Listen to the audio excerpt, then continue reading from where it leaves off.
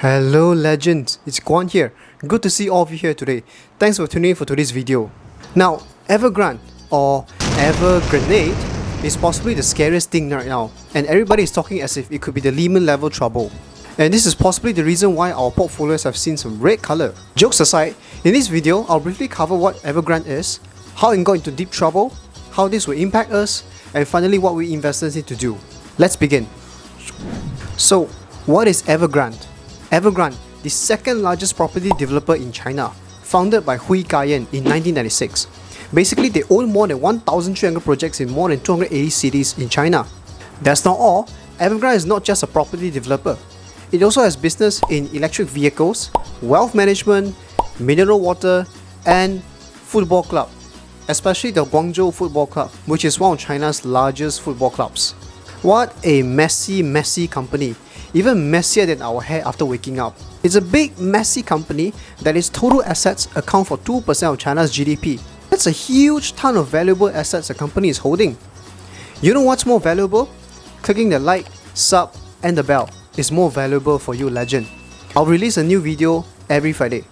Alright, on to the next one. How it got into big trouble. Now, Evergrande had been steamrolling since the early 90s, buying up lands from the government and building more and more properties. You see, the thing is, property has always been a favorite investment scheme for most Chinese due to the cultural value and actual asset value. So much so that the real estate sector makes up 29% of China's GDP. In fact, the China nominal residential property prices have been on its way to the moon. With such high prices, it only shows the demand from the Chinese consumers have been increasing over time. It's like a gambler in the casino who keeps pouring money into it and thinking that he can recoup the sunk losses.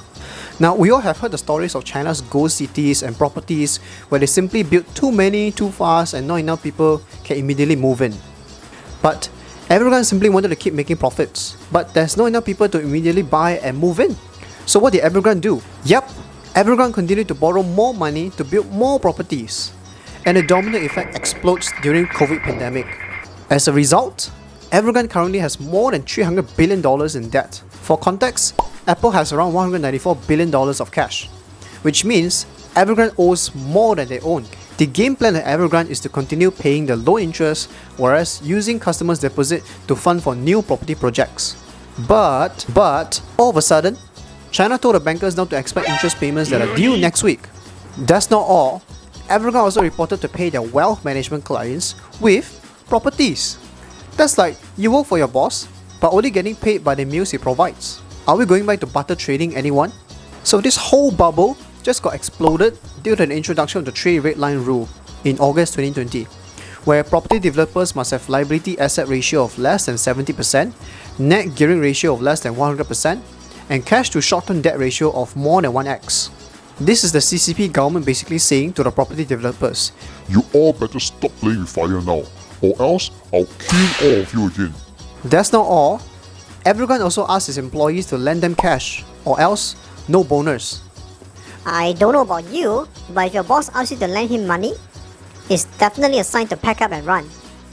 With all the scary things about Evergrande, how will this impact us? Alright, next one. How this will impact us.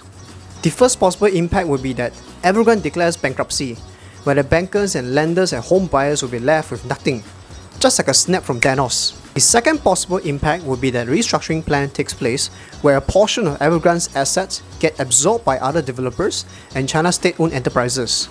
Judging from the current situation, Evergrande will more than likely undergo an intensive debt restructuring plan to help contain the damage, while not giving the impression of CCP building out property developers in the future. And of course, we should probably expect to see the disappearance of the billionaire Evergrande founder Hui Ka-yen. But how would it affect us as investors? Basically, think of it like this. If all hell breaks loose, the stock market will crash and our portfolio will become more red than a red chili. Oh crap! Then it's time to pay hands to sell everything? Hold up. Before you panic sell, listen to this first. What we investors need to do. First of all, market crash is not a new phenomenon.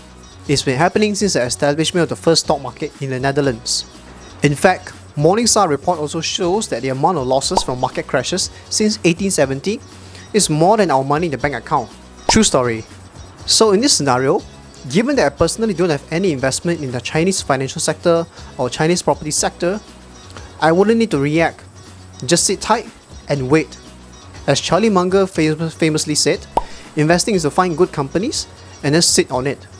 Unless we have alien invasion or nuclear war or Armageddon, there's nothing to worry about. Time and time again, it's been shown that a time in the market beats timing the market. In fact, Schroders released a report saying that you will have made more money if you stayed fully invested.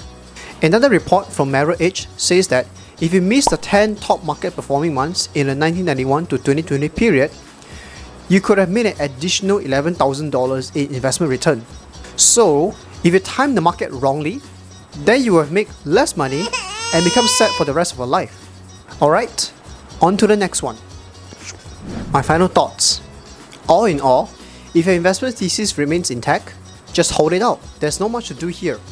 More actions and you pay more brokerage fees. I've also made another video about long-term investing versus day trading if you are still undecided which strategy works for you. Click the link in the description or the bubble on top here. So, would you still time the market or just let it be? Let me know in the comments. I'll see you in the next one.